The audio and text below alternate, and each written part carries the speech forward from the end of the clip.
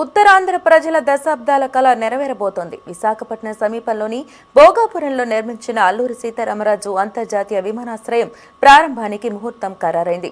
August 1న ప్రధానమంత్రి నరేంద్ర మోడీ చేతుల మీదుగా ఈ గ్రీన్ ఫీల్డ్ ఎయిర్పోర్టును లాంఛనంగా ప్రారంభించనున్నట్లు ముఖ్యమంత్రి చంద్రబాబు ప్రకటించారు. దీంతో గత కొంతకాలంగా ప్రారంభోత్సవ తేదీపై నెలకొన్న ఊహాగానాలకు తెరపడింది.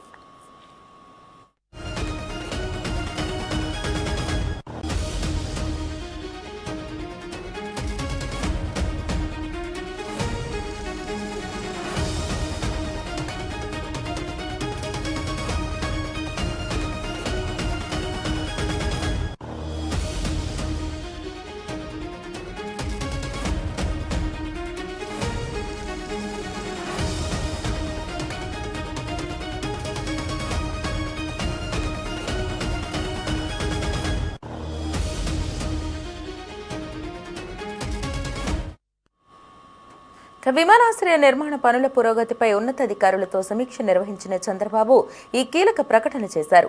ప్రారంభోత్సవ కార్యక్రమాన్ని చరిత్రలో నిలిచిపోయేలా అత్యంత ఘనంగా నిర్వహించాలని అధికారులను ఆదేశించారు.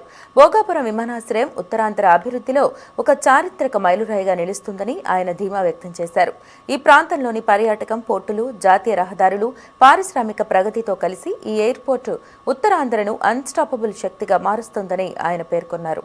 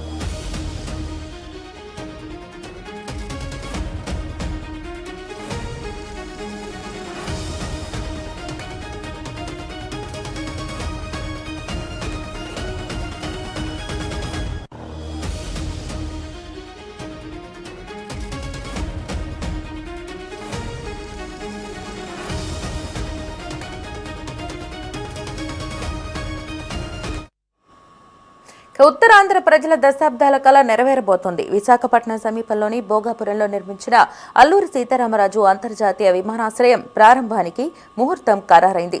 ఆగస్టు 1న ప్రధానమంత్రి నరేంద్ర మోడీ చేతుల మీదుగా ఈ గ్రీన్ ఫీల్డ్ ఎయిర్పోర్టును లాంఛనంగా ప్రారంభించనున్నట్లు ముఖ్యమంత్రి చంద్రబాబు ప్రకటించారు. దీంతో గత కొంతకాలంగా ప్రారంభోత్సవ తేదీపై నెలకొన్న ఊహాగానాలకు తెరపడింది. విమానాశ్రయ నిర్మాణ పనుల పురోగతిపై ఉన్నతాధికారులతో సమీక్ష నిర్వహించిన చంద్రబాబు ఈ కీలక ప్రకటన చేశారు. ప్రారంభోత్సవ కార్యక్రమాన్ని చరిత్రలో నిలిచిపోయేలా అత్యంత ఘనంగా నిర్వహించాలని అధికారులను ఆదేశించారు. భోగాపురం విమానాశ్రయం ఉత్తరాంధ్ర అభివృద్ధిలో ఒక చారిత్రక మైలురాయిగా నిలుస్తుందని ఆయన ధీమా వ్యక్తం చేశారు. ఈ ప్రాంతంలోని పర్యాటకం, పోర్టులు, జాతీయ రహదారులు, పారిశ్రామిక ప్రగతితో కలిసి ఈ ఎయిర్పోర్టు ఉత్తరాంధ్రను అన్స్టాపబుల్ శక్తిగా మారుస్తుందని ఆయన పేర్కొన్నారు.